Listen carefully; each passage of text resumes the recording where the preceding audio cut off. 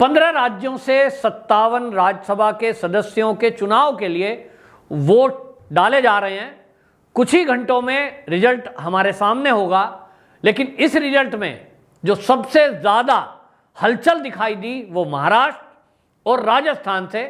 और इसमें बात ये थी कि दोनों जगह से ये चुनाव की नौबत आई, और महाराष्ट्र में तो ये नौबत 24 साल बाद आई है, क्योंकि वहाँ जो राज्यसभा की सीटें हैं उनका जो गणित है, अगर एमएलए की वोट पड़ती है तो उसमें आप देखें कि 6 सीट यानी 6 सदस्य राज्यसभा के चुनकर के महाराष्ट्र से दिल्ली आते हैं, लेकिन वहाँ मैदान में 7 कैंडिडेट उतर गए हैं, जिसमें 3 भारतीय जनता पार्टी के हैं और वहाँ पर 4 जो है वो महाविकास अघाड़ी ने अपने कैंडिडेट उतारे हैं, जिसमें आपको बता दें बीजेपी की तरफ से पीयूष गोयल और अनिल बोंडे और धनंजय, ये 3 सदस्य हैं। वहीं शिवसेना की तरफ से संजय राउत और संजय पंवार मैदान में हैं, और वहीं एनसीपी की तरफ से प्रफुल्ल पटेल मैदान में हैं।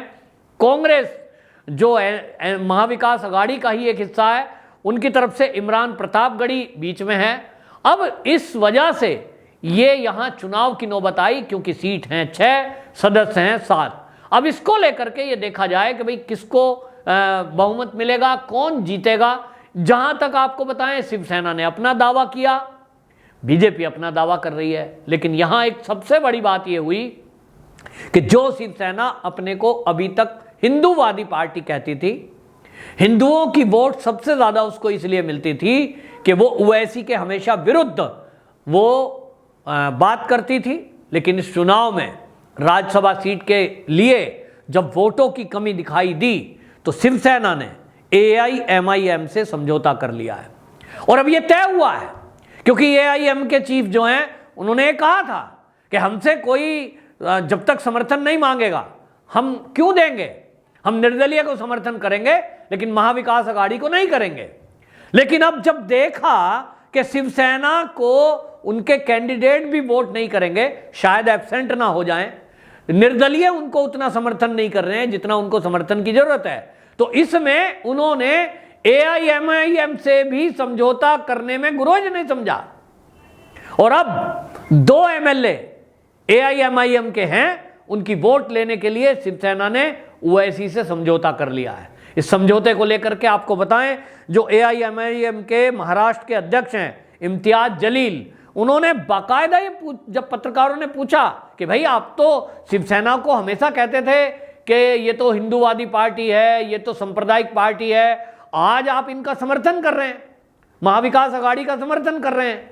तो इम्तियाज ने कहा कि देखिए, बीजेपी को रोकने के लिए हम किसी से भी मिल सकते हैं, और बीजेपी से आज विरोध में शिवसेना खड़ी है, और इसलिए हमारे 2 विधायक, उनकी जो वोट है वो महाविकास अघाड़ी को हमने देने का निर्णय लिया है।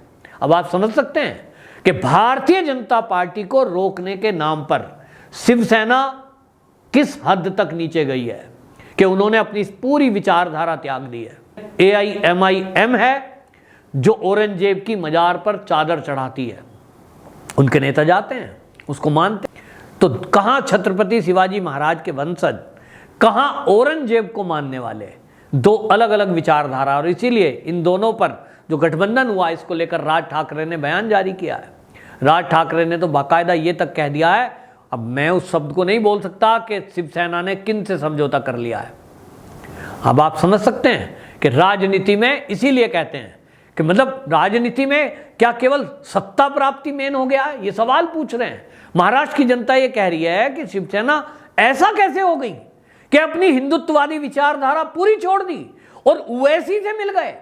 वो ओवैसी जो हमेशा मंदिरों के विरुद्ध में बोलता है, वो ओवैसी जो हमेशा हिंदुत्व के विरुद्ध में बोलता है, वो ओवैसी जो हमेशा इस तरह की बातें करता है जो देश के विरोध में कई बार होती हैं, उनसे देश के अंदर वैमनस्य फैलता है, और आपने उससे समझौता कर लिया केवल 1 सीट अपनी पहुंच जाए इसलिए। AIMIM के जो 2 विधायक हैं उनको पता लगा है कि इमरान को वोट देने के लिए कहा गया है, तो अब इमरान जो प्रतापगढ़ी है उसका तो चुनना निश्चित हो गया है, क्योंकि वो कांग्रेस से है। कांग्रेस को वोट मिले तो समझ में आता है, लेकिन शिवसेना महाविकास अघाड़ी गठबंधन है, एनसीपी भी उसमें मिला हुआ है, आज ओवैसी के साथ मिल गए हैं। इसके पीछे जो महाराष्ट्र की राजनीति को समझने वाले लोग हैं, उन्होंने कहा है कि अब शिवसेना, अब आप समझिए कि वो वाली शिवसेना नहीं रह गई है।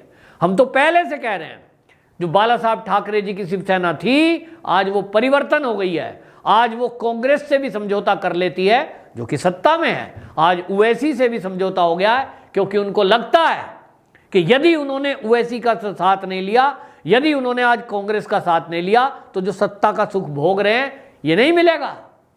विचारधारा अब एक तरफ रखनी पड़ेगी।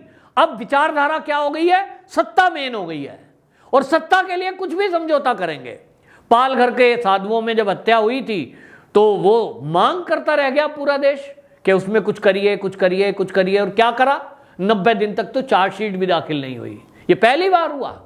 ये दिखा रहा था कि किस तरह से शिवसेना की जो सरकार है उसका अब हिंदुत्व से किस तरह का लगाव है।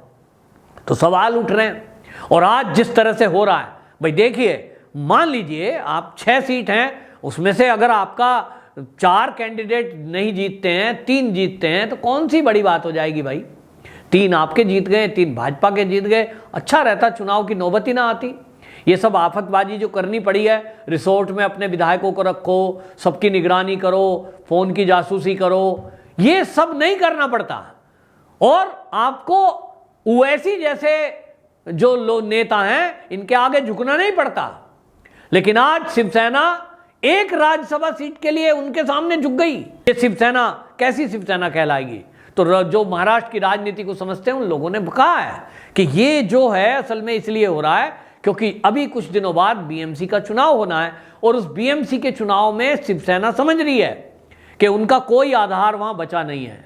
महाराष्ट्र में, खासतौर पर मुंबई में लोग बड़े परेशान हैं।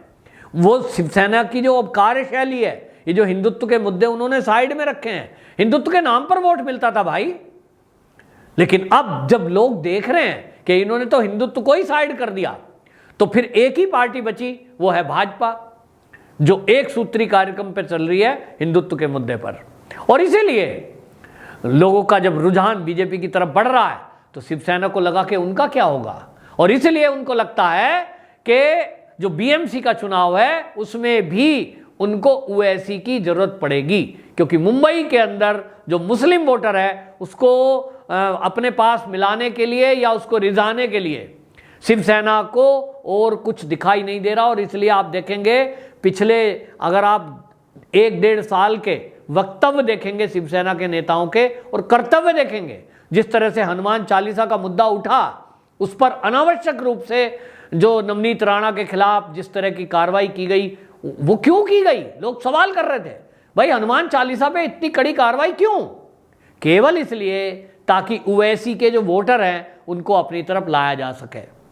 एजेंडा बिल्कुल साफ है कि अब हिंदुत्व तो गया, तो बाकी तो मिले, और बाकी मिले का मतलब है अब जैसा कांग्रेस करती आई है कि भाई इसे भी खुश कर लो, इसे भी खुश कर लो, इसे भी खुश कर लो, और हिंदू तो हमें दे ही देगा।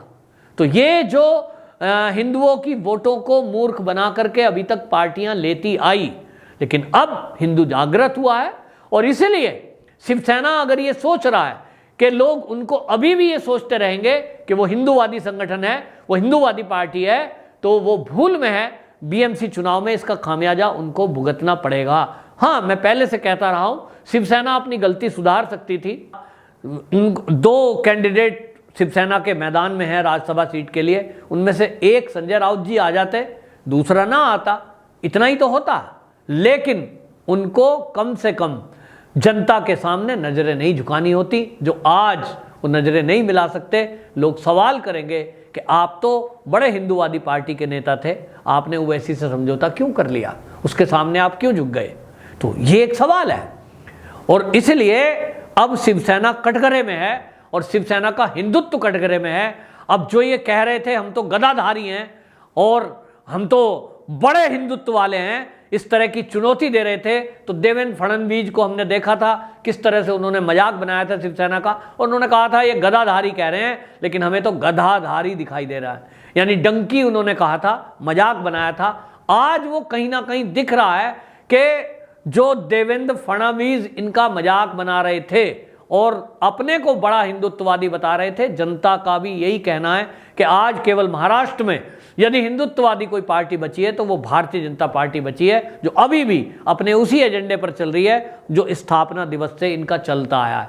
बहरहाल राज्यसभा के इन सीटों का अभी क्या फैसला होना है, किसको विजय मिलेगी, भारतीय जनता पार्टी के तीनों सदस्य राज्यसभा में जाते हैं या शिवसेना अपने दोनों सदस्यों को राज्यसभा में भेजने में सफल होती है, कुछ ही घंटों में पता लगेगा। लेकिन आज इतना तो पता लग ही सका है कि शिवसेना AIMIM के सामने झुक गई है। वंदे मातरम।